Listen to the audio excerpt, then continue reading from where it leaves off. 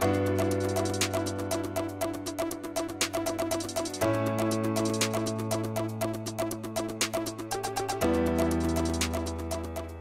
देखते हैं AITS 14 का video solution halo alkane hello Erin का क्वेश्चंस आइए।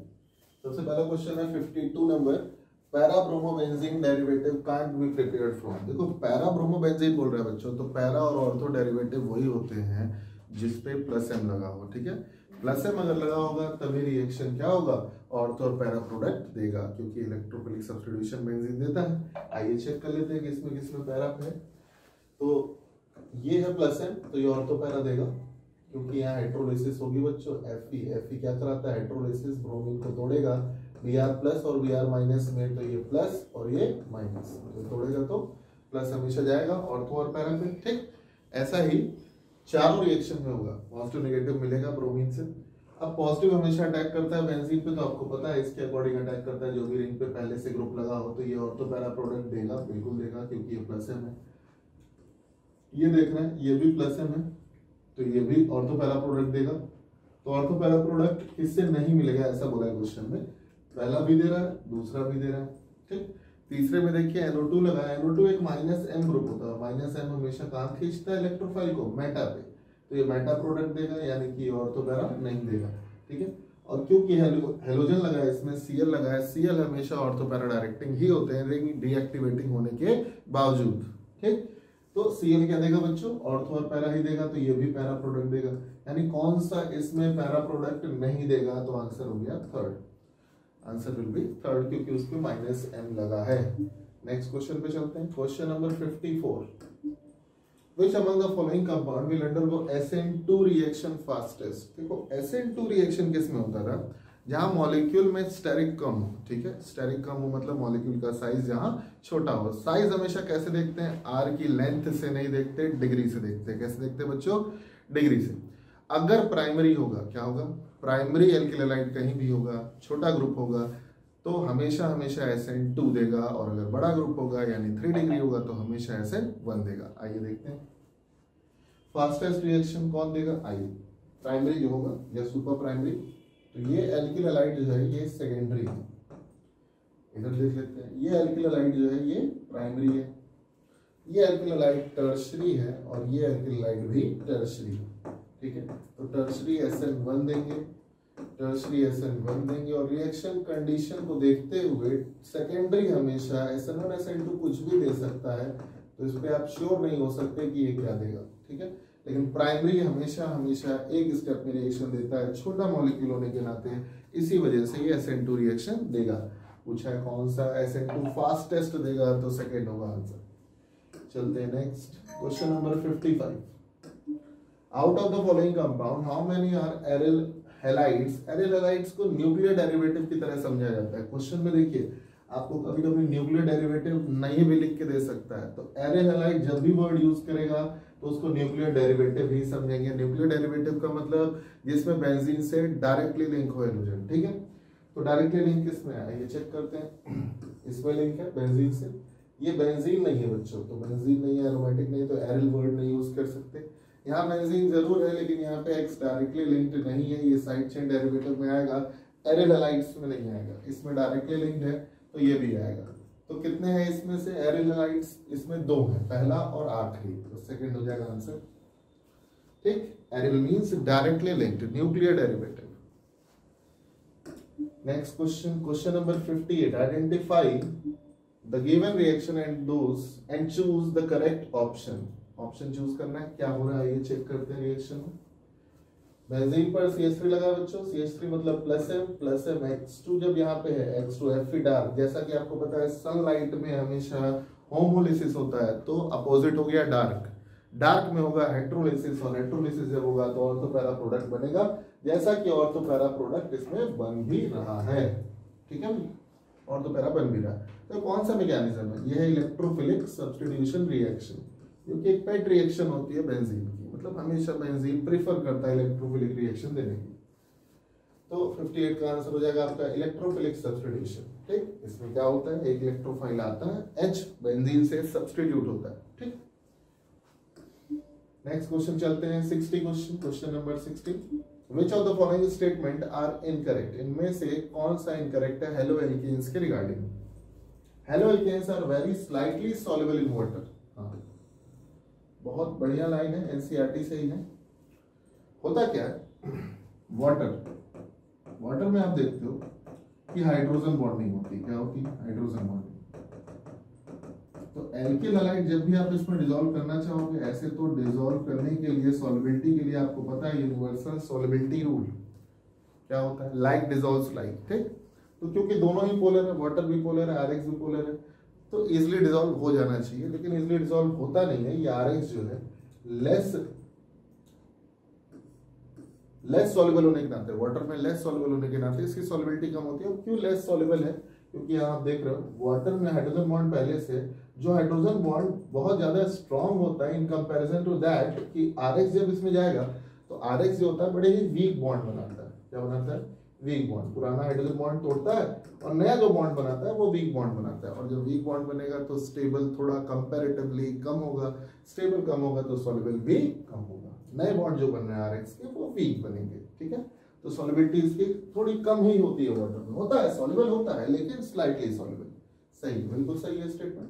अच्छा, क्वेश्चन में कहा है इनकरेक्ट। ठीक है, solubility of halo alkane in organic solvent is low. नहीं, ऑर्गेनिक सॉल्वेंट में तो हाई सॉल्युबिलिटी होती। आप एनसीईआरटी से प्रेफर कर सकते हो इस लाइन को।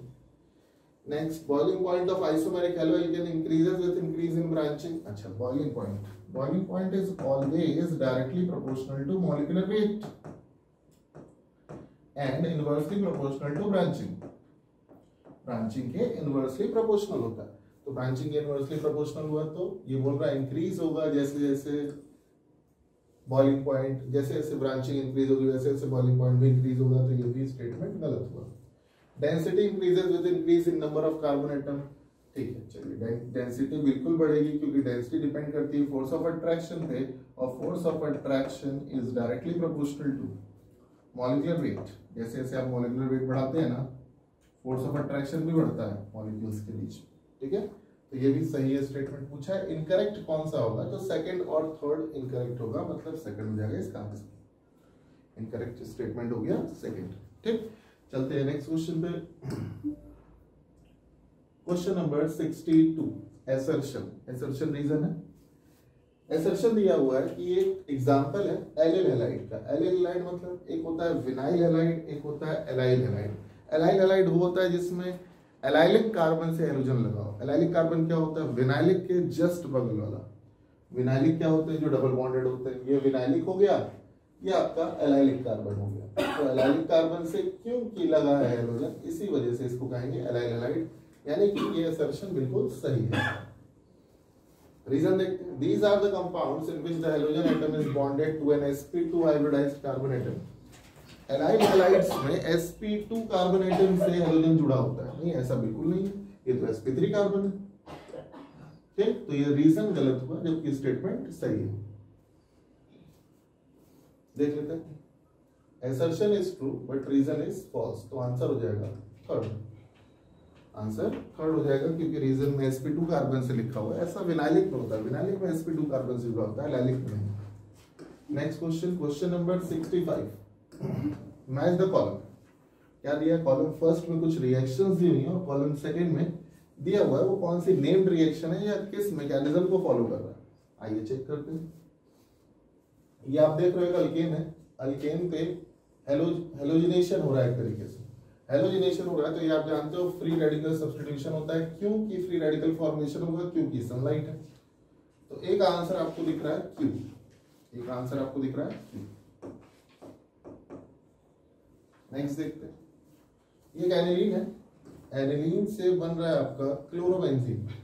क्लोरोबेंजीन बना रहा है। अच्छा, यहाँ पे क्या है? 0 to 5 डिग्री ले रहा है, 273 केल्विन। तो भाई ये डाइएजोटाइजेशन रिएक्शन है। कौन सी रिएक्शन है? डाइएजोटाइजेशन। और डाइएजोटाइजेशन के बाद ये आपको क्लोरोबेंजीन मिल रहा है, मतलब इसको आप सैंडवेयर में रख सकते हो क्योंकि डाइजोनियम सॉल्ट पर अगर आप कराते हो रिएक्शन CO2Cl2 का, तब क्या होता है? सैंडवेयर रिएक्शन के अकॉर्डिंग क्लोरोबेंजीन बनता है। ये आंसर हो जाएगा इसका एस। देख लेते हैं थर्ड में क्या हो रहा है। CH3Cl है, Na इसको दे रहे हैं तो I जा रहा है Cl की जगह और Cl निकल जा रहा है Na की जगह, Na के साथ चल जा रहा है। तो ये आप देख रहे हो हेलोजन एक्सचेंज, और हेलोजन एक्सचेंज किसमें आता है? फिंकलस्टीन रिएक्शन, यानी C का आपका हो जाएगा P। नेक्स्ट यहाँ देख रहे हो आप कि यहाँ भी हेलोजन एक्सचेंज हो रहा है, F जा रहा है Br को डिस्प्लेस कर रहा है, देख लीजिए, ठीक है, Br को डिस्प्लेस कर रहा है, तो भाई ये भी एक हैलाइड एक्सचेंज है, हेलोजन एक्सचेंज रिएक्शन है। तो भाई इसमें आप क्या कहोगे?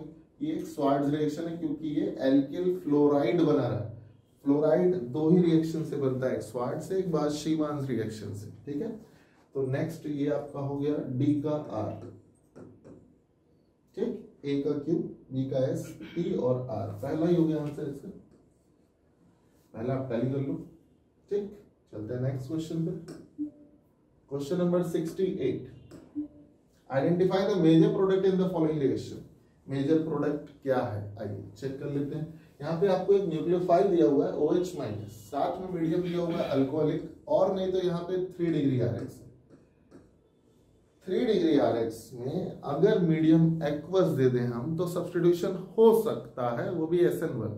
लेकिन अगर मीडियम अल्कोहलिक दिया हुआ है तो ये एलिमिनेशन कराएगा, और एलिमिनेशन में अल्कीन बनता है। अल्कीन आपका इसमें नहीं बन रहा, इन तीनों में बन रहा है, यानी पहला, दूसरा, चौथा हो सकता है। अच्छा, जब भी अल्कीन बनता है तो डिहाइड्रो हेलोजिनेशन से बनता है, मतलब हेलोजन नहीं होना चाहिए, हेलोजन तो निकल जाएगा, ठीक है। अब ये आपका प्रोडक्ट कम स्टेबल है और ये ज्यादा स्टेबल है, बीटा एलिमिनेशन से यही बनेगा। फोर्थ हो गया आंसर, फर्स्ट नहीं हो सकता, लेस स्टेबल, ठीक। चलते हैं next question. Question number 69, which one of the following compound will give D and L form in SN1 reaction as major product? भाई SN1 रिएक्शन कराना है और D और L मतलब डेक्स्ट्रो लीवो मतलब पॉजिटिव नेगेटिव दोनों फॉर्म बनाना है, मतलब रेसिमाइजेशन कराना है। SN1 में ही रेसिमाइजेशन होता है और SN1 के अकॉर्डिंग पूछा भी है। तो SN1 कहाँ हो सकता है? 3 डिग्री में तो हो ही सकता है, 2 डिग्री में भी हो सकता है, लेकिन कायरल होना जरूरी है डेक्स्ट्रो लीवो के लिए। आइए चेक करते हैं। इसमें ये जो कार्बन है आपका, ये कायरल नहीं है, क्योंकि इसमें इथाइल इथाइल ग्रुप दो सेम है, तो ये कायरल नहीं है, तो डेक्स्ट्रो लीवो कभी नहीं दे सकता। इसमें भी आप देख सकते हो Cl जब डिस्प्लेस होगा तो ये कभी भी कायरल नहीं मिलेगा इसमें आपको। इसमें आप रीअरेंज जैसे ही कराओगे, जैसे 2 डिग्री है 3 डिग्री पे जैसे ही आप रीअरेंज कराओगे कैटायन को, तो ये भी कायरल नहीं देगा, क्योंकि इसमें 2 मिथाइल ग्रुप है। कैटायन जब यहाँ आएगा ना तो यहाँ पे रीअरेंजमेंट होने के बाद ये आपको 2 मिथाइल ग्रुप मिल जाएगा, तो कहीं से कायरल नहीं होगा।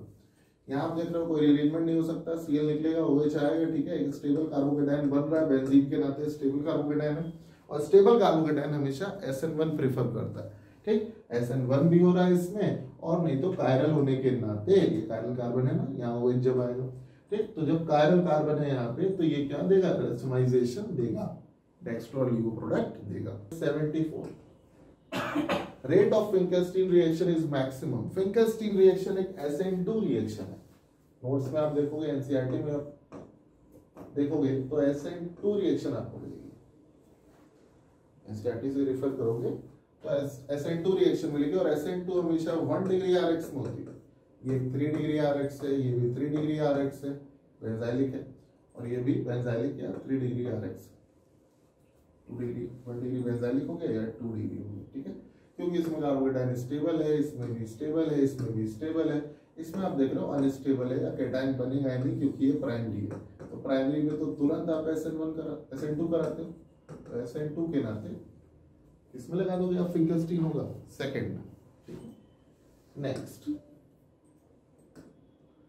एक रिएक्शन हो रही है, above reaction is most favoured when excess. ये रिएक्शन हो रही है कोई 75 में, तो Cl हट रहा है, OH आ रहा है उसकी जगह, Cl हट रहा है और OH आ रहा है। आपको पता है कि Cl जब हटता है तो माइनस फॉर्म में, और OH आता है तो OH भी माइनस ही आता है। तो ये एक न्यूक्लियोफिलिक सब्स्टिट्यूशन है, जिसको आप डाउस प्रोसेस भी कहते हो, डाउस प्रोसेस,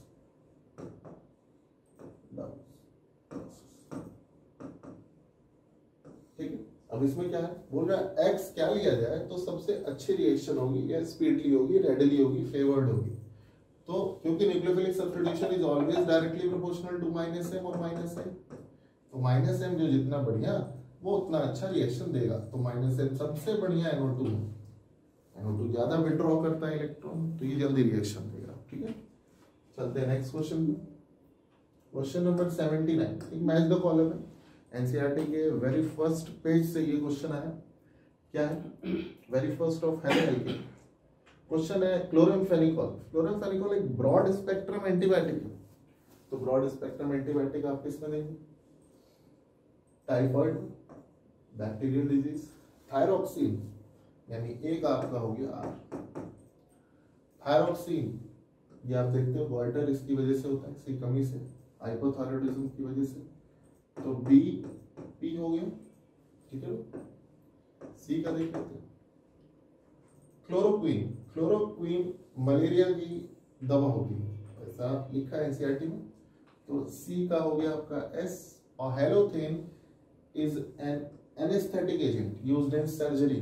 ठीक है, तो ये आपका हो गया डी का क्यू। ए का आर, पी, एस और क्यू, तो आंसर हो गया आपका सही। ठीक, ऐसे कॉलम था, आसान सा। ठीक है, बस थोड़ा सा आपको एनसीईआरटी पढ़ के जाना होता है टेस्ट में। ठीक है, next question, question number 84। Solubility of alkyl lights is more than alkane in water. अच्छी बात है, वाटर में आप RX डिसॉल्व कर रहे हो और वाटर में आप अल्केन डिसॉल्व कर रहे हो, तो लाइक डिसॉल्व्स लाइक से आप देख सकते हो ये पोलर है, तो पोलर में पोलर अच्छा डिसॉल्व होगा, और ये पोलर है और ये नॉन पोलर, तो सॉल्युबिलिटी कम ही होगी। ऐसा लिखा है स्टेटमेंट में, यानी स्टेटमेंट फर्स्ट सही है। CX bond is polar due to electronegativity difference, reason भी सही है। सॉल्युबिलिटी हमेशा लाइक डिसॉल्व्स लाइक से ही देखते हो, तो स्टेटमेंट 2 भी सही है, क्योंकि CX बॉन्ड पोलर होता है जबकि अल्केन में पोलर बॉन्ड नहीं होता है। ठीक है, तो भाई इसका आंसर हो जाएगा both are correct, both are correct, fourth. ठीक, नेक्स्ट क्वेश्चन, क्वेश्चन नंबर 85 में क्या है? पहला स्टेप है डाइएजोटाइजेशन रिएक्शन, डाइजोनियम सॉल्ट बन रहा है। इसके बाद KI से ट्रीट कर रहे हैं, KI से ट्रीट करेंगे तो KCl निकलेगा, N2 निकलेगा और I चल जाएगा यहाँ पर। I जब चल जाएगा तो आइडोबेंजीन बनेगा। ठीक है, आइडोबेंजीन सेकंड में। ठीक है, नेक्स्ट चलते हैं, question number 87। Which of the following monochlorostructural isomers expected to be formed on free radical monochlorination of isobutane? Isobutane दिया होगा, बोल रहा आइसोब्यूटेन का आप मोनोक्लोरिनेशन कराते हो तो कौन कौन सा प्रोडक्ट एक्सपेक्टेड है जो बनेगा? आइए चेक कर लेते हैं। इसका मोनोक्लोरिनेशन करा रहे हैं। मोनोक्लोरिनेशन मतलब सारे Cl एक साथ नहीं जोड़ने, आपको एक एक करके जोड़ना है। सनलाइट की जरूरत पड़ती है, फ्री रेडिकल होता है, तो यहाँ कुछ 4 प्रोडक्ट बनते हैं, क्योंकि नंबर ऑफ पोजीशन आइसोमर देता है Cl हमेशा। पहला, दूसरा, तीसरा और चौथा, ये 4 प्रोडक्ट बनते हैं। ठीक है, तो आइए चेक कर लेते हैं। पहले में बोल रहा है Cl आपका किनारे लगेगा, ये प्रोडक्ट जो है ये आपका फोर्थ है, ये फर्स्ट वाला हो गया, फर्स्ट से ये टैली कर रहा। ठीक है, नेक्स्ट देखते हैं। नेक्स्ट इज दिस वन, ये है। ठीक है, ये आपका दूसरे से टैली कर रहा है प्रोडक्ट। ये देख लेते हैं Cl, यानी ये आपका टैली कर रहा है इससे, तीसरा प्रोडक्ट। ठीक है, और फिर Cl बता रहा है आपको कि बाहर लगा है। ठीक है, इस पे ये प्रोडक्ट। ठीक है, नंबर ऑफ पोजीशन आइसोमर के अकॉर्डिंग देख लीजिए। तो आंसर इसका क्या हो जाएगा? All of the above. सारे ही प्रोडक्ट एक्सपेक्टेड है क्योंकि पोजीशन आइसोमर्स बनते। नेक्स्ट चलते हैं, question number 89। Following compounds are given, कुछ कंपाउंड्स दिए हुए हैं। Which of the following compound या compounds on being warmed with iodine solution and NaOH will form iodoform? Iodoform इसमें से कौन कौन देगा? आइडोफॉर्म एक हेलोफॉर्म रिएक्शन, हेलोफॉर्म रिएक्शन एसिडाइड कीटोन या अल्कोहल देते हैं, में ये पार्ट और अल्कोहल में ये पार्ट। आइए पार्ट सर्च कर लेते हैं।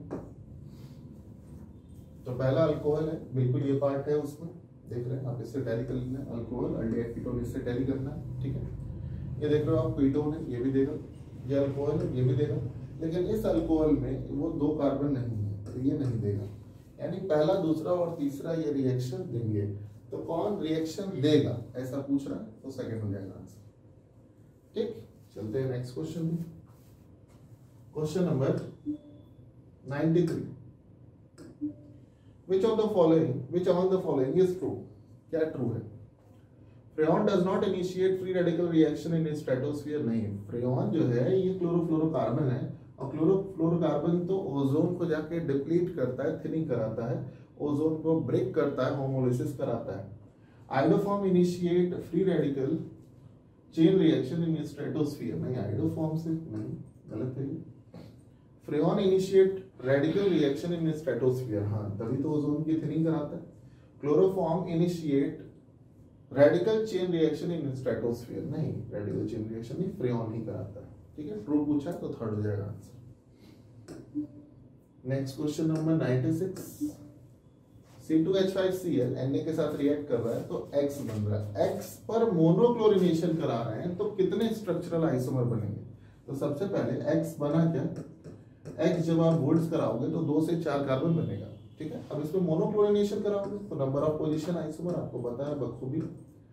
तो यहाँ पे आप जोड़ दोगे Cl तो पहला बनेगा, और यहाँ जोड़ोगे तो दूसरा।